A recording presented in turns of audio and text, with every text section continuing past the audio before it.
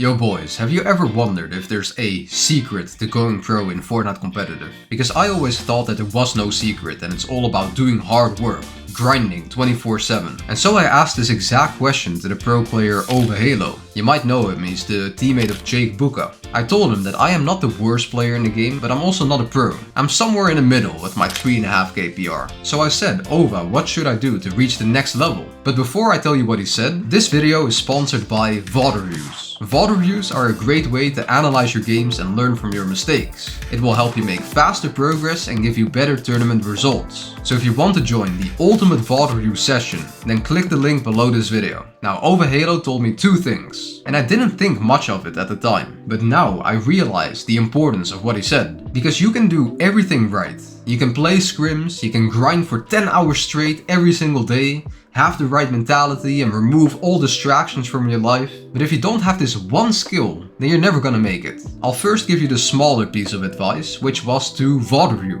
So if you want to buy a VOD review, then click the link below. But he specifically said I had to start VOD reviewing top tier pros to see what they're doing. And maybe I can even copy a team strategy and do the exact same thing. And I've already done this in solos with some pros like Fishy and Kurama. And I can tell you, this actually works. So from now on, there will be a lot more pro player VOD reviews, either on this channel or inside Fortnite Academy. But here's the big thing that you've been waiting for, the number one secret to going pro in this game. And that is persistence. Persistence is the ability to keep going. And if I'm fully honest with you, that might be the one thing that I'm lacking. Back in 2022, I reached the top 1%. And then, for whatever reason, I decided to quit. Well, the reason was because I had to focus on school. I was in my final year of high school and I decided to just get my diploma and then I could potentially continue playing the game and competing after I finished high school. And that's exactly what happened. So after high school, I came back to the game for 1 month. And then I felt like I wasn't making enough progress. I kind of went back to my old teammate Koff and it was just not working out. And I was like, yeah, I'm gonna be 18 years old soon. I'm gonna be an adult.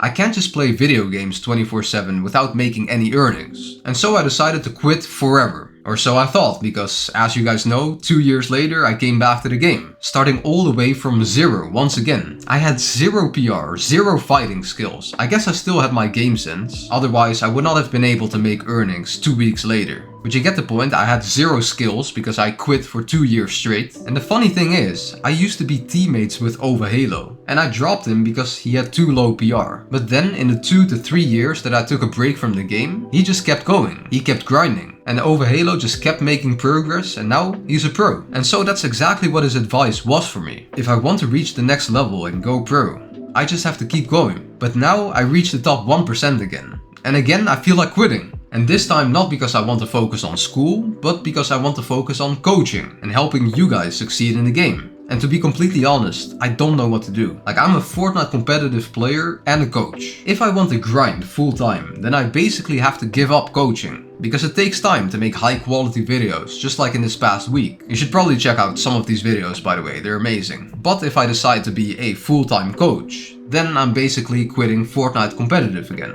And it is possible that you will be in a similar position. Maybe not right now, but definitely in the future. There will come a time where you have to make a decision. You have to make a sacrifice. It's either one or the other. And I think it's best to go with your gut. You shouldn't let the opinion of other people interfere with your decision making. Like, it's your life. I would probably tell my younger self to just keep going. Exactly like Overhalo told me. Just keep going. If your dream is to become a pro, then don't quit.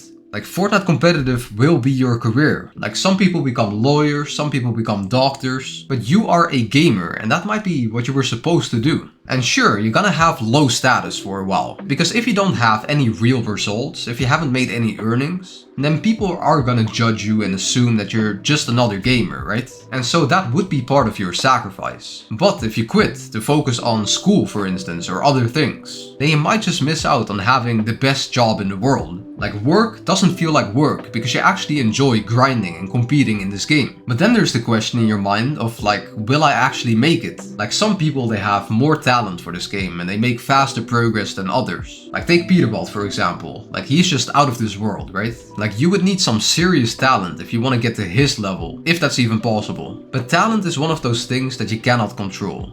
And most people, they actually want to focus on the things they cannot control, because then they can just say, you know, like, yeah, it was out of my control. Like you failed to go pro, but it wasn't your fault, because it's just not in your DNA. You don't have the right genetics, right? But in reality, you should probably focus on all of the things that you can control. Like how hard you grind and how long you keep going. You have to keep going, right? Because truthfully, if you never give up, then there's no way to fail. But a lot of people, they will mentally give up. They'll keep competing and pretending like they're trying to go pro, but they're not really doing the things that would get them this result. So that's another form of quitting, right? Like mentally quitting. You also have to be aware of burnout. Like if you grind too hard, then eventually your body could say, enough. And if that actually happens, if you get like a burnout, then you have to take a break. And that is basically quitting for a small period. So maybe it would be best if you grind like a little bit less, so it's a lot more sustainable in the long term. Because once again, quitting and taking breaks, it's one of the worst things you can do for your progress. Another reason why you would want to quit this game is because you feel hopeless. Like some players will grind this game for years and actually try, without getting anywhere. And that's probably because they lack the right information.